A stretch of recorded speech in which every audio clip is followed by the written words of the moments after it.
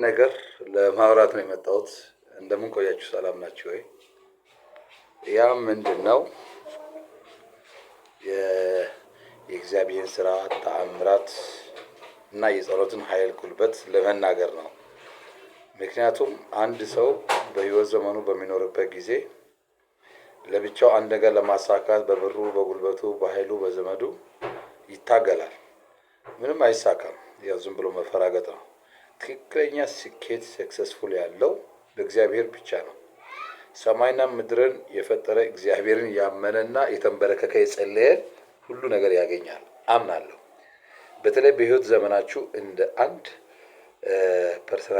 ፐርሰናል አድቫይዘር ማደርገው በህይወት ዘመን የማንም እንባ የማንም ግፍ ክደት እንዳይኖርባችሁ። እውነት ዋጋ ያስከፍላል። ሌላው ነገር ደግሞ በህይወታችን ምንድነው መራቅ ያለብን በእግዚአብሔር ትእዛዝ መሄድ ያለብን አለ ብዬ ማምነው። አሁን ለምሳሌ ባለትዳር የሆንን ትዳር ይዘን ብናማግጥ ለትዳር ጓዶቻችን ብንዋሽ ስኬት የለም። እግዚአብሔር ያው ፈራጅ አምላክ ቅን አምላክ ስለሆነ ግልጽ ነው። ምንም ስኬት የለም፣ ሰክሰስፉል የለም። ሰክሰስፉል ያለው በመንበርከክ በመጸለይ በታማኝነት አለ። አጭበርብረህ ልታመጣ ትችላለህ። ሰው ገለህ ዋሽተህ አታለህ በግፍ ሊያልፍልህ ይችላል።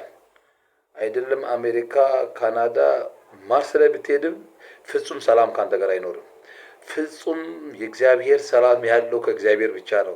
ከጉልበትህ በመንበር አጠገብህ ነው ያለው። ሰላም ያለው አጠገብህ ነው። አጠገብ ማለት ጉልበትህ ላይ ነው።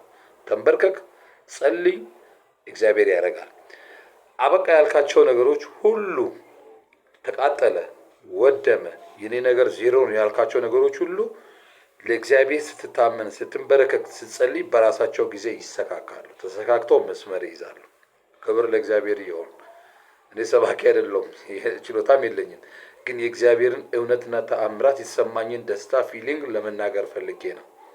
ወገኖቼ አሁን በዚህ ዘመን ብዙዎቻችን ገንዘብ ለማግኘት የሆነ ነገር ቦታ ለመሄድ አንደላ ተንኮል እንሰራለን። አንዳንዱ ጠንቋይ ቤት ይሄዳል። አንዳንዱ ማያደርገው ጉድጓድ ማይፈነቅለው ነገር የለም፣ ግፍ ይሰራል። አንዳንዱ በቤተሰቡ ላይ በትዳሩ ላይ ያ ከሆነ በኋላ ግን ያሰበበ ቦታ ሲደርስ ወይ ታንቆ ይሞታል፣ ወይ ያብዳል፣ ወይ ደግሞ ሰክሰስፉል የለም ጎዳና ይወጣል። ቢኮዝ ኦፍ ግራውንዱ መሰረቱ የተበላሸ ስለሆነ ነው። መሰረታችንን ማስተካከል ያለብን መጀመሪያ ያበላሽነው ከሆነ በንስሐ መመለስ ነው። በንስሐ ምንም ገንዘብ የማያስከፍል በእግዚአብሔር ፊት መውደቅ ነው።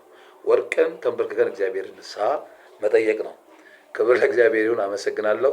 ይህን መልእክት ላካፍላችሁ ፈልጌ ነው። እወዳችኋለሁ።